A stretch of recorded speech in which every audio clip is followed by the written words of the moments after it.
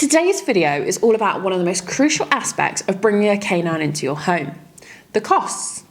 Buying and providing for a smaller dog like the Boston Terrier can appeal to many people on a budget. There are still plenty of costs outside emergency vet visits. We're going to be looking at what kind of funds it takes to get and then maintain the sturdy Boston for their life.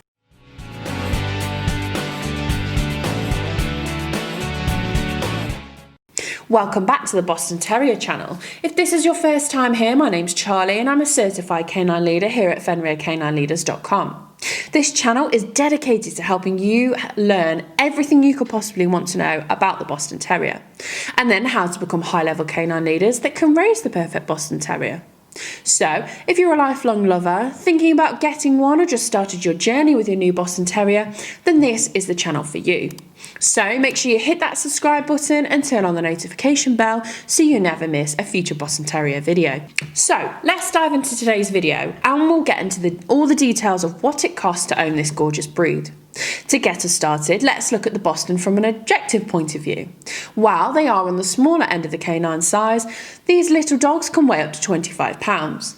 They're also prone to allergies, increasing your food costs if they can't tolerate everyday things like chicken. You should also be aware that if you intend to breed your Boston, they have notoriously difficult births that genuinely require veterinarian intervention.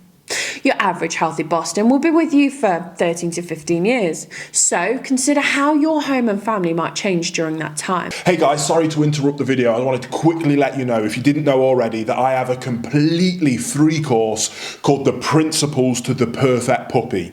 In that course, I break down all of the most important things that I think you absolutely have to know and understand for you to become a high-level canine leader that raises your own perfect canine companions. So if you want to go and check out my completely free Principles to the Perfect Puppy course, there'll be a link down in the description box below. Thousands of people have taken that and had incredible success. So I can't wait to see you over there. Again, there'll be a link in the description box below. I'll see you on that course. Now that we understand how the Boston may cost more than expected, let's get into upfront costs.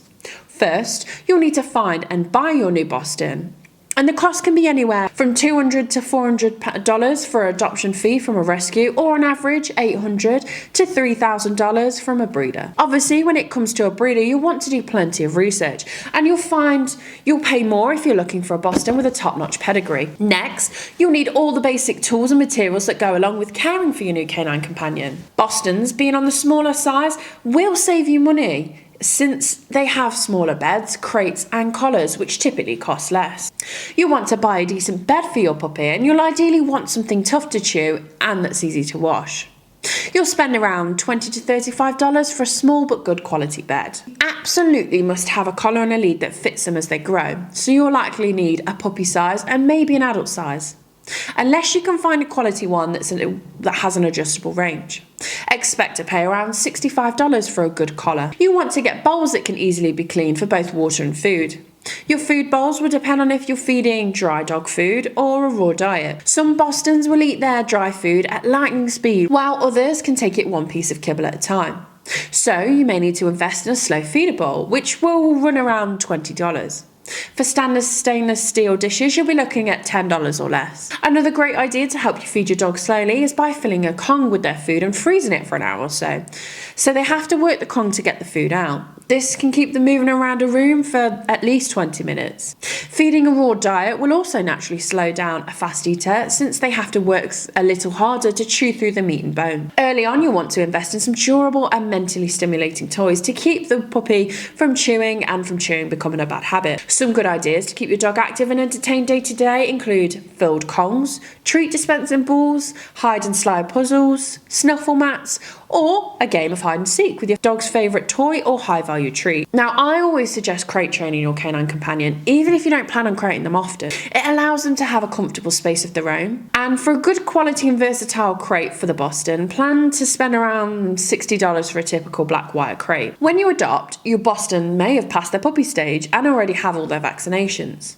But picking up a puppy from a shelter or a breeder means you'll probably need to get your vaccinations from your vet. For a dog of their size, you can plan to spend around $300 for their first full year of vaccinations. And most vets also offer a discount when you purchase their puppy wellness plan. The last but certainly not least upfront cost you'll have when bringing a Boston home is a training package, like a puppy course, which sells for around $200. And in it, you'll find detailed lessons so you can train your puppy one-on-one. Following these courses mean that you'll be that much closer to having a perfect canine companion in your home and to help you become a calm, consistent leader that your puppy needs. Deciding what to feed your Boston isn't something you should take lightly, especially since they can be prone to food allergies. I always suggest a raw diet, but it can feel overwhelming to do so at first. If you decide to feed a grain-free dry food, you'll spend around $50 every 6 weeks for a high-quality kibble. A raw diet will depend on your location, but on average, plan to spend around $75 a month to feed your Boston a superior diet.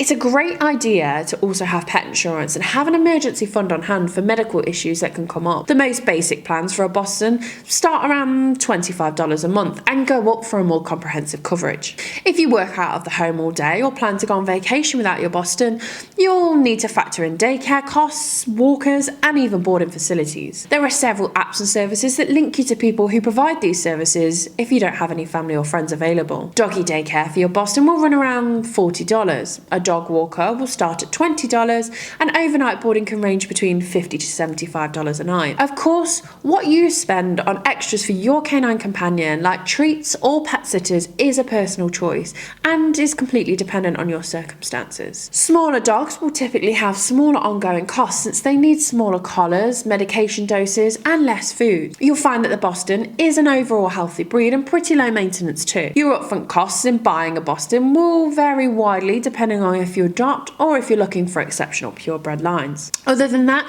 their maintenance costs will be pretty standard throughout their life. Well, I hope you enjoyed today's video. If so, make sure you hit that like button and get involved down on the comments section below. And don't forget, if you are new here, to make sure you subscribe. We have 2 dedicated Boston Terrier videos coming here every single week. So, I can't wait to talk to you again on the next episode of the Boston Terriers channel.